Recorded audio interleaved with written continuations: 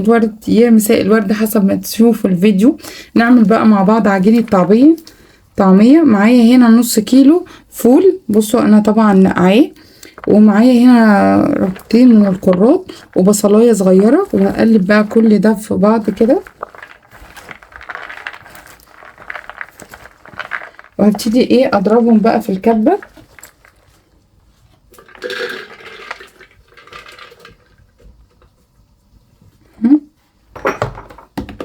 تيجي بقى ايه شغل الكبه كده عليه، ونقطه بقى ميه بنقطه ميه علشان خاطر يتفرموا كويس جدا مع بعض.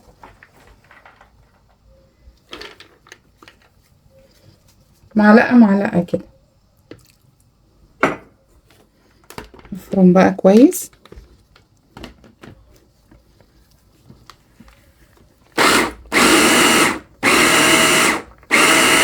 بسم الله. بصوا كده فرمت بقى الدور الاولاني اهو، وبعدين انا يبقى كده انا هقول لكم المكونات تاني.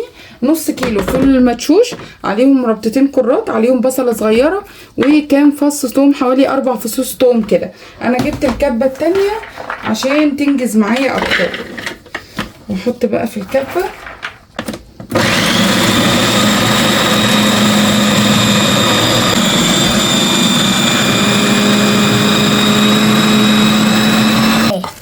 بسم الله. اللهم صل وسلم وبارك على سيدنا محمد. ربنا يا رب يصلح ما بين ايدينا دايما.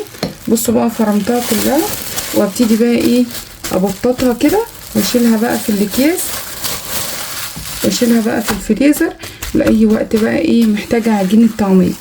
بصوا هعملها كلها بقى كده، واسيب شويه هعملها معاكم دلوقتي.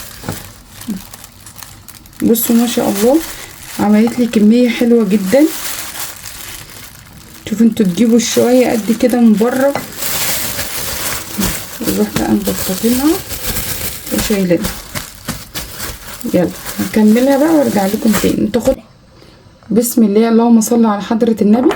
بصوا بقى انا عملتهم في اكياس اهو، واشيلهم بقى في الفريزر. ومعايا هنا شويه تانيين احط عليهم بس رشه كمون ورشه كزبره ورشه ملح ورشه بيكنج باودر او بيكربوناتو. وبعدين هضربهم كده اللي هو ايه اخليه ينفش، عشان خاطر زي المطاعم ما بيخلوها في يعملوها بالحجر كده، فكده ادخل فيها ايه هواء. فهمتوا؟ فبتبقى جميله جدا جدا جدا. هنا بقى حطيت زيت غزير، هبتدي احمر بقى الطعميه اهي. اللهم صل وسلم وبارك على سيدنا محمد. على طول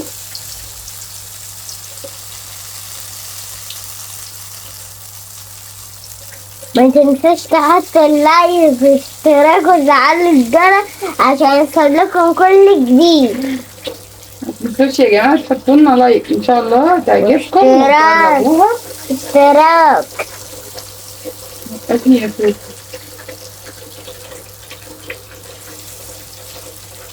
بصوا ما شاء الله اللهم بارك كده بقى احلى سندوتشات بقى يا جماعه. واديله على الصبح كده مع بقى خضره جرجير طماطميه كده حلوه رايقه على الصبح. بصوا سندوتشات كده يدخل جوه القلب ما شاء الله اللهم بارك.